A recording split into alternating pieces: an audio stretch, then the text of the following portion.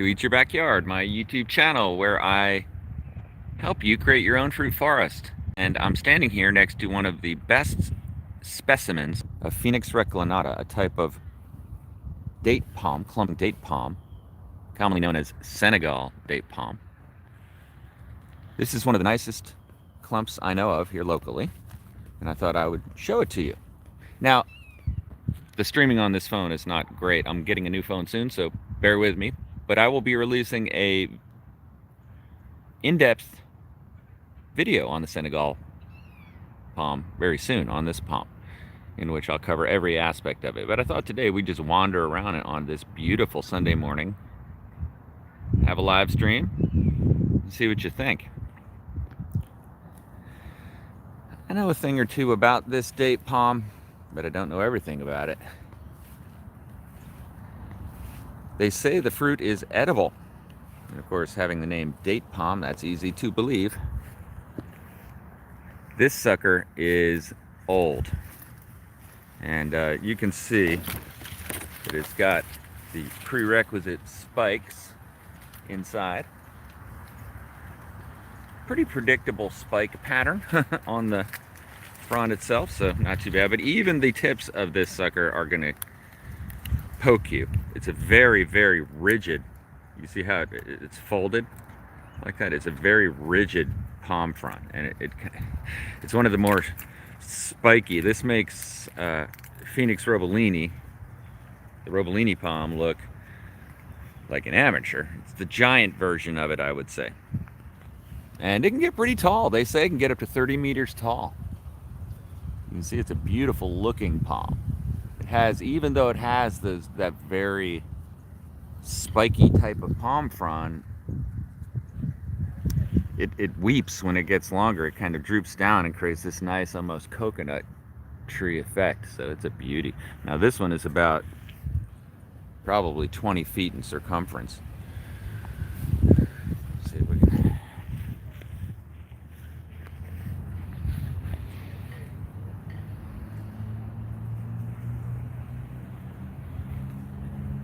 There we are. You can see the outline of it. Beautiful structure to it, right, when it gets this size.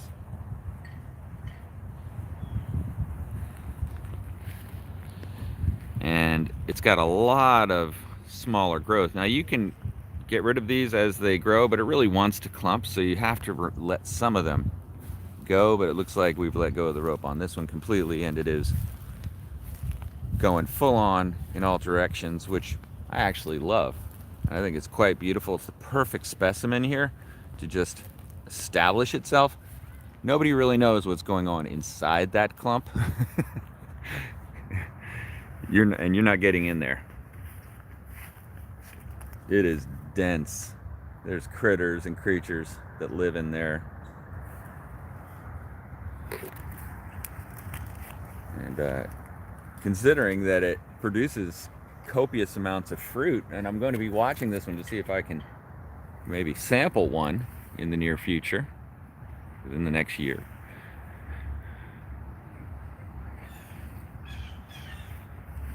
If you have a Senegal date palm in your yard, you are among an elite class of palm tree owners, I would state. Now, this is not the kind of palm tree you're going to grow in a pot. Hey, Slightly Stacy. Yeah, brisk morning here in Florida. That's right. I had to put on my earmuffs.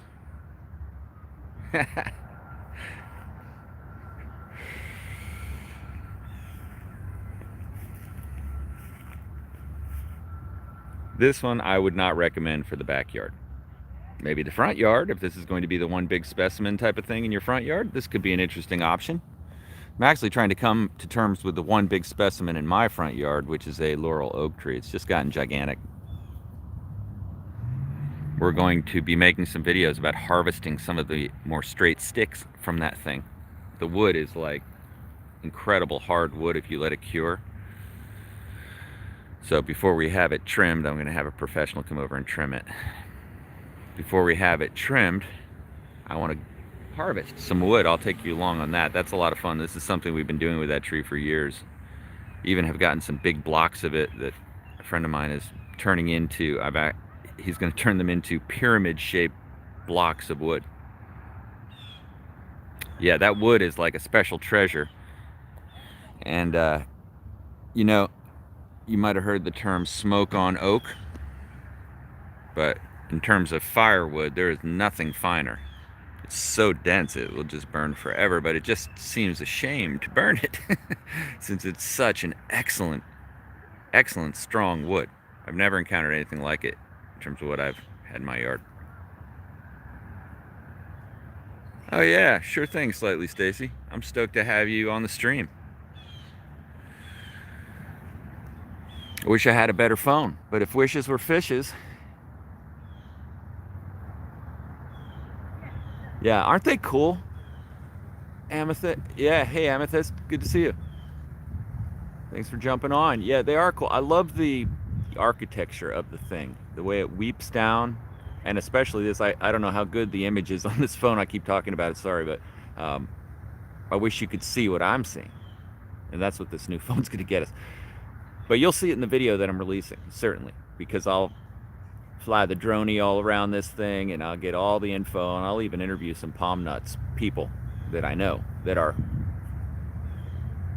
can give you a much more in-depth view. I like that. I'm trying to diversify the viewpoint on the channel. What I mean is just to simply get more people in the mix, and I love to learn from them. Ben Thacker is a good example of that. He's recently on a couple of the videos, but I have a number of other friends like that that are just have such a rich knowledge, just like a lot of people on this stream. Super cool. It's one of my favorite parts of doing this stuff. But I wouldn't get one of these palms for my front yard, even if it was a replacement for my laurel oak tree, just because it seems super spiky. I've got to set a boundary somewhere, and that's my boundary. I don't want to get spiked, but like even this, it's just I'm gonna get poked in the eye. And now I've got to. I'm not complaining, but if I were to, I'm considering this. If I were to get this palm tree, I've got to deal with these. Let's see, 10-foot long palm fronds on the regular. If I were to go trim this up, and actually, here's an interesting fun fact on these palm trees is that they say the Phoenix palms, it's a good idea to leave the fronds on as long as possible, even let them get yellow and kind of take them off once they die, because the nutrient return from the yellowing fronds occurs. And when you take those off, you essentially deprive it of nutrients, which can let it start to turn into kind of a broom look, where it's just got a little weak growth on the top. I've seen that happen. Not on mine. I would say you have to provide the fertilizer in replacement of trimming it, for sure, though, as you get palm trees. Doesn't have to be a granular fertilizer. I've got links in the description actually to some that I use, but it could be anything. I bury old bait fish in there, that kind of stuff. Oh no, Slightly Stacy, it's been revealed how you killed the palm now by removing its fronds.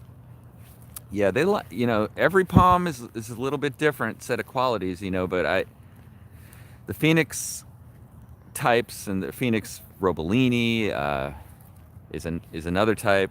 This is Phoenix Reclinata. These palms, I've definitely heard that. And then there are other palms that just basically self-care, like a sable palm. You're not going to be worrying about trimming palm fronds off of that typically, because they just break right off and come down on their own. Washingtonia, you're never getting those palm fronds off unless you saw them off. They'll stay on there for the life of the tree, it seems like. They develop a gigantic skirt. So it really depends, but I like where you can see the trunk here. I try to get out of the sun, and it just gets darker. There you go, that's about right. But you can see the trunk. It gets about maybe 8 inches, 10 inches wide. And that seems to me to be a mature version. It's a shame there aren't any palm nuts on here, but it's just a matter of time until they appear. Probably collect them over the summer, maybe. Get 1 or 2. Really cool. It's cool to see them out here in this brisk winter morning, fall morning. crystal clear skies. I say it's going to get a little bit cloudier later on. I think I'll probably do a couple more live streams. I've got some things I've been thinking about. Produced a lot of content, so a lot more videos coming out. That Pick It, Plan It, Eat It series, where I'm trying to make a little bit more higher production value videos, is coming along great. A lot of those coming out soon too, so stay tuned. And if you dare, well then tune in to a Phoenix Reclinata. All right, well, thanks for joining me on this live stream. Like I said, I'm going to stream a few more times today, probably. Yeah, Amethyst, you like that sable palm? Yeah. The sable palm is just such a staple, such a must-have. I'm almost have it in the running for my replacement curb palm. What do we got here? This looks like there's a squirrel wanted to join the stream.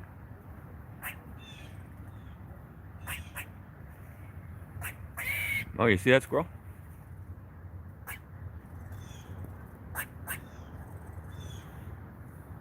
What lives inside this? An angry squirrel. He is not happy. Whew. Well, okay. That added to the experience. The angry squirrel and the Phoenix Reclinata clump. Have a great day. Thanks for watching. Eat Your Backyard.